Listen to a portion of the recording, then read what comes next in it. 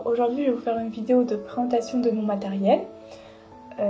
Donc on va commencer par les feutres à alcool. Donc déjà j'ai deux types de feutres à alcool. J'ai des Pro Markers, voilà, qui sont juste là. C'est environ 3 € l'unité. Et pour ceux qui ne connaissent pas les feutres à alcool, il y a deux mines. Donc une mine plus fine pour les zones plus restreintes et une zone plus grosse pour les zones plus grosses. Voilà, et ce qui est bien c'est que c'est assez fluide, ça laisse pas de marques. Et par contre il faut utiliser du papier spécial pour les marqueurs, sinon ça va transpercer votre feuille. Alors moi j'utilise, ça, c'est du papier exprès pour les feutres à alcool. Il y a ensuite un autre type de feutre à alcool que j'utilise, c'est ceux-là. C'est les Touch New. Ce qui est cool déjà, c'est qu'il y a énormément de choix de couleurs. Et en plus, ils sont qu'à 50 centimes l'unité, donc c'est une très bonne qualité-prix. Je suis vraiment très satisfaite des couleurs. Les couleurs sont très fluides. Le seul désavantage, c'est qu'en fait, ça correspond, la couleur du bouchon ne correspond pas tout à fait à la couleur laissée sur le papier. Donc moi, ce que je vous conseille, c'est de faire un échéancier de couleurs. Là, comme je vous montre à la caméra. Voilà, ça permet de repérer une couleur et de dire voilà, c'est le numéro 22, c'est le numéro 65, pour pouvoir ensuite prendre la couleur correspondante. Ensuite, je dessine de temps en temps au pastel. Ce qui est sympa avec le pastel, c'est que ça se mélange très bien.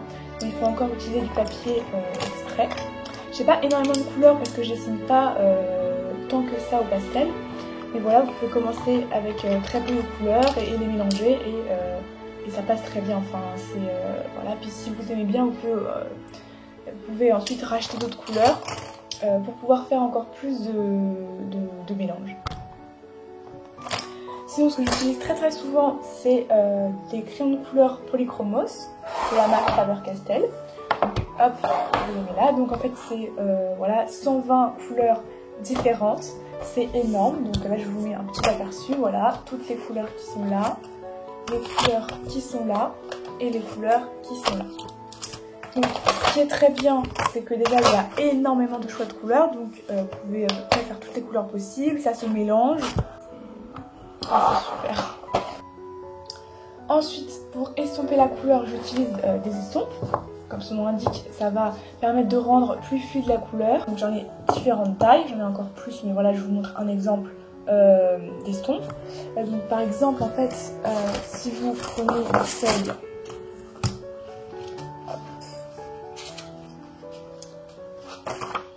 voilà, que vous faites une sorte de zone, voilà, vous voulez par exemple faire un dégradé.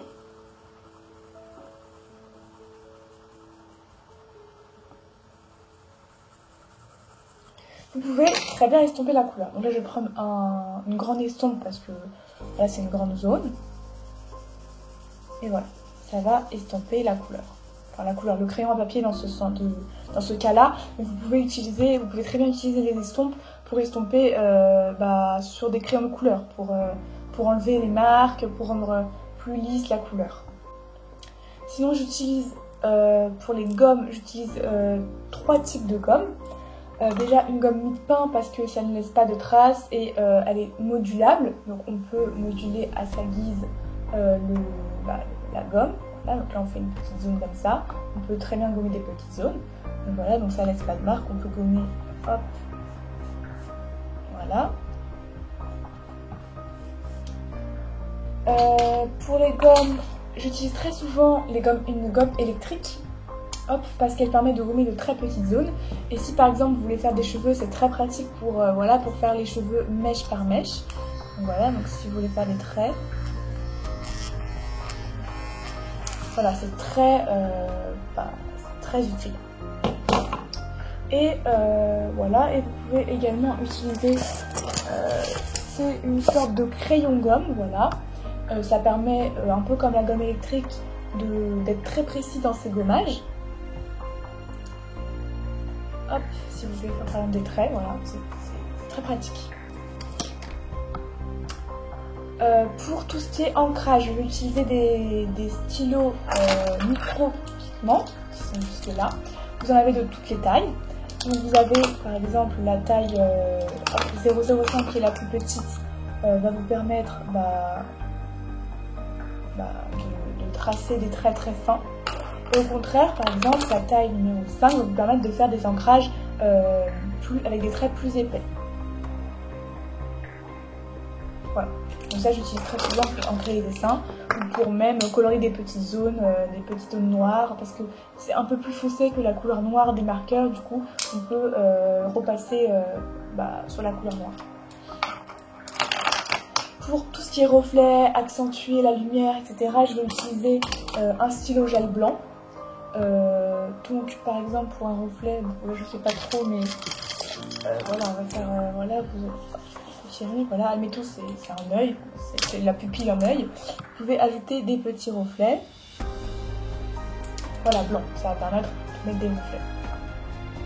Alors sinon, j'ai deux types de tablettes, mais je vais vous les présenter dans une prochaine vidéo. Mais je vais juste vous les montrer, voilà, pour vous donner un peu une idée. Donc j'ai une tablette, graphique qui va permettre de faire les dessins digitales. Et j'ai également une tablette lumineuse qui est juste là,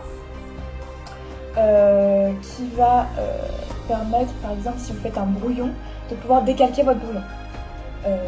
Voilà, c'est pour faire un dessin plus propre. Si vous voulez faire un dessin à un brouillon avant, sans devoir refaire votre dessin après, vous pouvez décalquer votre propre brouillon. Et c'est également utilisé par exemple pour les débutants, pour pouvoir décalquer certains dessins ou certaines images, voilà, qui veulent reproduire.